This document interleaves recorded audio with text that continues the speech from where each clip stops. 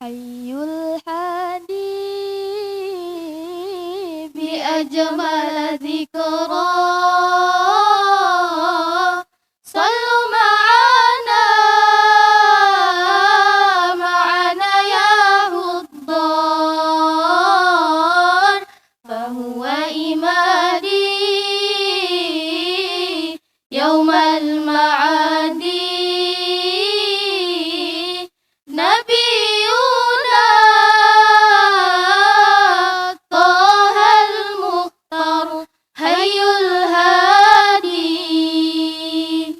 Assalamu alaikum warahmatullahi wabarakatuh. Alhamdulillahilladzi arsala rasulahu bil huda wa dinil haqq liyudhhirahu ala dini kullihi wa kafa billahi syahida. Ashhadu an la ilaha illallah wa ashhadu anna muhammadar rasulullah.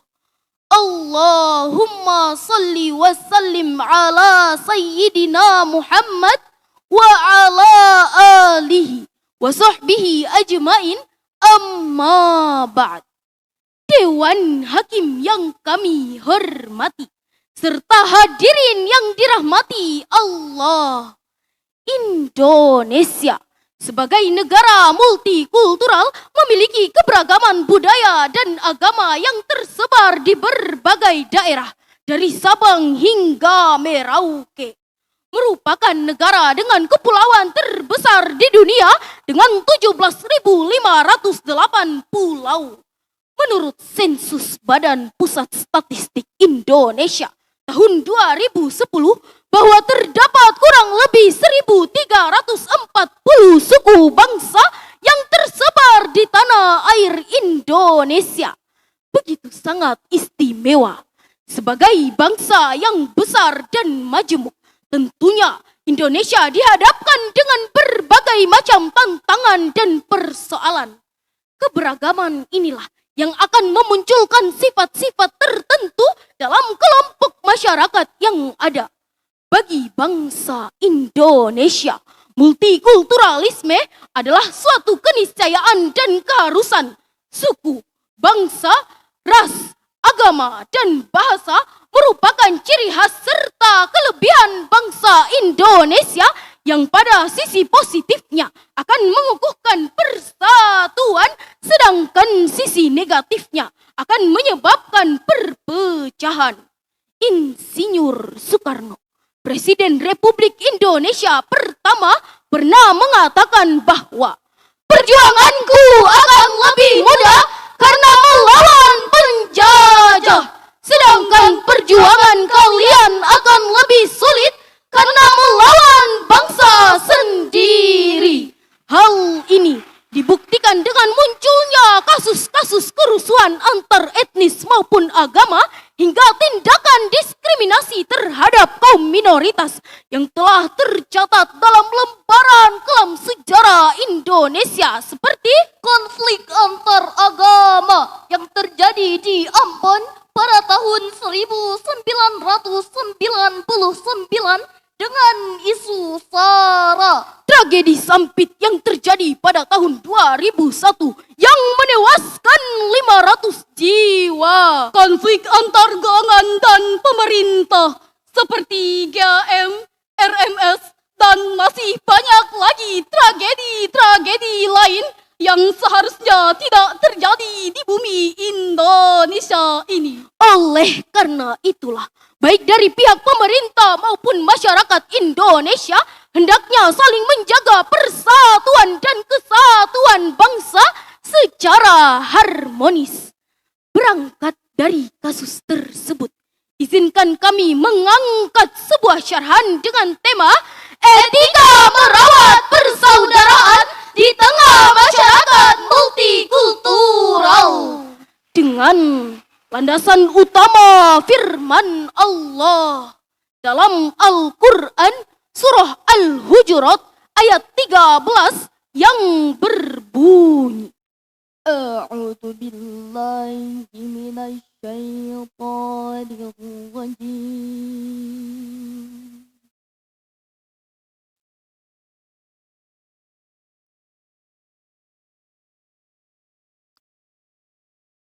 Bismillahirrahmanirrahim.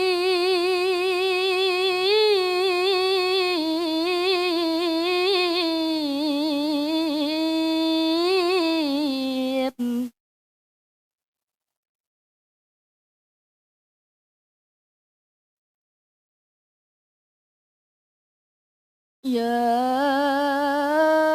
ayyuhan nasu inna khalaqnakum min dzakarin wa untha.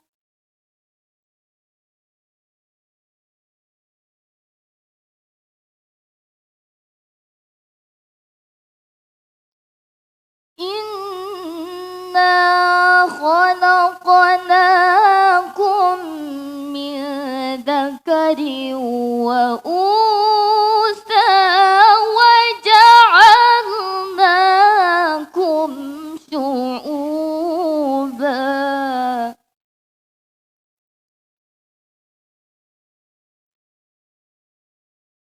وجعلناكم شعوبا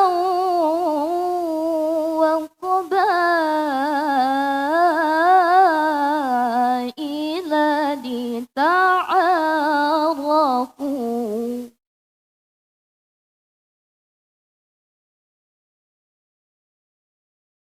إن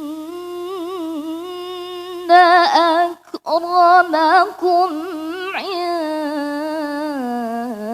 الله أتقاكم.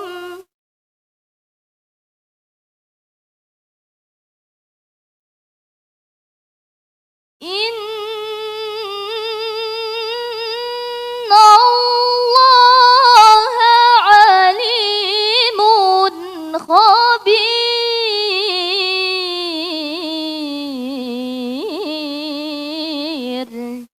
Hamba berlindung kepadamu ya Allah dari godaan syaitan yang terkutuk dengan menyebut asma Allah yang Maha Pengasih, Maha Penyayang. Hai manusia, sesungguhnya kami menciptakan kamu dari seorang laki-laki dan seorang perempuan dan menjadikan kamu berbangsa-bangsa dan bersuku-suku supaya kamu saling kenal mengenal. Sesungguhnya orang yang paling mulia di antara kamu di sisi Allah ialah orang yang paling takwa di antara kamu. Sesungguhnya Allah Maha mengetahui lagi Maha mengenal. Dalam kitab Tafsir As-Sa'di karangan Syekh Abdurrahman bin Nasir As-Sa'di terdapat pada halaman 255 dijelaskan bahwa keberadaan suatu kelompok atau suku, baik yang besar maupun yang kecil, agar masing-masing dari mereka tidak menyendiri atau tertutup, bahkan menolak kelompok lain karena sebuah perbedaan. Sebab jika demikian, maka tidak akan ada interaksi sosial atau muamalah seperti saling memberi, saling tolong menolong, bahu-membahu, saling mewarisi satu sama lain, serta membangun peradaban bersama. Karena peradaban dapat dibangun dengan adanya sikap saling keterbukaan dan interaksi yang baik. Sebagai orang yang beriman, sudah selayaknya kita menyadari bahwa tujuan Allah menciptakan manusia dengan segala keberagamannya adalah supaya saling mengenal dan melengkapi satu sama lain. Bukan untuk saling mencaci, saling menghina, menghakimi, mengintimidasi dan diskriminasi kepada salah satu kelompok, bahkan mengunggulkan yang lainnya. Karena hal tersebut dapat memicu permasalahan dan ketegangan sosial. Dewan Hakim yang kami hormati, serta hadirin yang dirahmati Allah. Wilayah Indonesia secara geografis terdiri dari 17.000 pulau yang tersebar di daerah ekuador dengan sepanjang kurang lebih 300 mil dari timur ke barat dan kurang lebih 1.000 mil dari utara ke selatan. Penyebaran warga Indonesia sangat beragam. Seperti kita lihat di bagian timur wilayah kita, di Maluku dan Papua berasal dari ras Melanesia Negroid. Sedangkan di bagian barat wilayah kita berasal dari ras Mayan Mongoloid. Memiliki ragam bahasa yang berbeda-beda dengan jumlah sebanyak 742 bahasa atau dialek. Kondisi inilah yang mempengaruhi masyarakat kita dalam hal cara berpikir, bersikap maupun bertindak. Allah Subhanahu wa Ta'ala berfirman dalam Al-Quran surah Ar-Rum ayat 22 yang berbunyi, wa min ayatihi khalqus samawati wal ardi wa ikhtilafu alsinatikum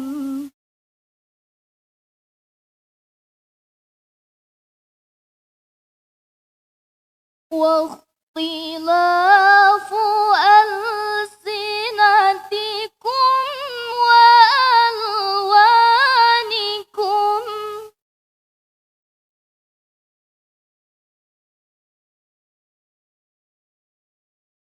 Inna fi dzalika laayatin lil alimin.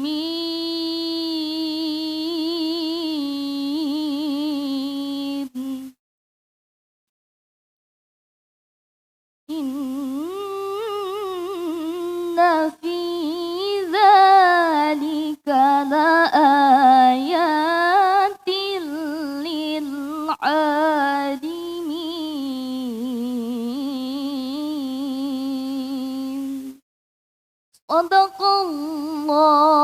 Shadaqallahul azim.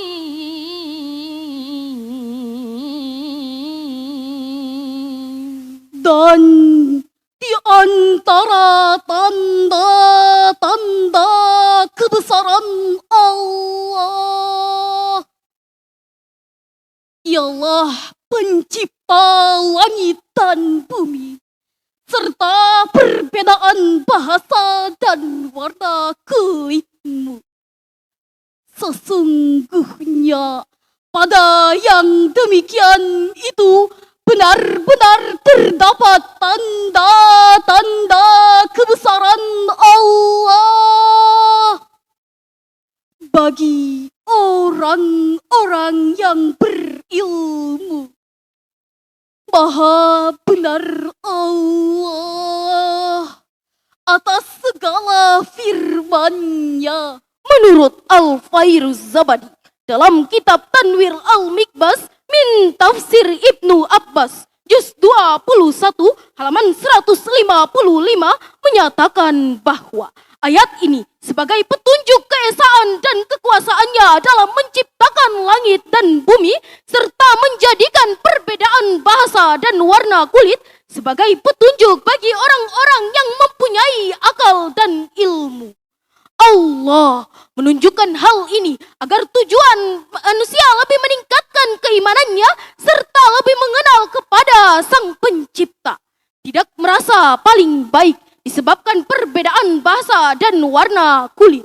And then recognition that many different cultures can success and benefit each other. Dari sinilah kita diingatkan bahwa keberagaman kultural yang kita miliki sekarang ini harus dirawat secara serius agar tidak mengoyak keutuhan bangsa.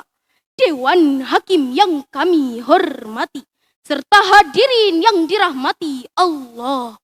Dengan demikian, dapatlah kami ambil sebuah kesimpulan bahwa etika merawat persaudaraan di tengah masyarakat multikultural di antaranya adalah menerima perbedaan suku dan budaya orang lain, memiliki sikap terbuka dan menerima perbedaan suku, bahasa dan adat istiadat dengan menghilangkan prasangka serta menghormati identitas budaya mereka. Menghormati perbedaan agama. Pentingnya menghormati keyakinan atau agama orang lain dengan bertutur kata yang santun dan bersikap yang bijaksana. Saling membantu, hidup berdampingan dengan suku dan budaya yang berbeda bukanlah halangan untuk berbuat baik. Bahkan dapat membuka pintu untuk saling membantu dalam situasi sulit, sehingga terwujud keharmonisan dalam bermasyarakat. Tidak memaksakan kehendak pada orang lain.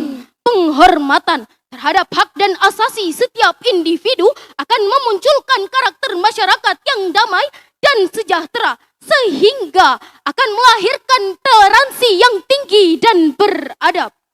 Semoga masyarakat kita Indonesia dapat terus menjaga persatuan dan kesatuan bangsa di tengah multikulturalisme, sehingga negara ini dapat melesat sebagai negara yang maju di masa depan dan menebar segala kebaikannya. Syarhil Quran, Syayar Trok Syarahan, discussing every word of God. O people of faith, let make peace on this earth with love and affection.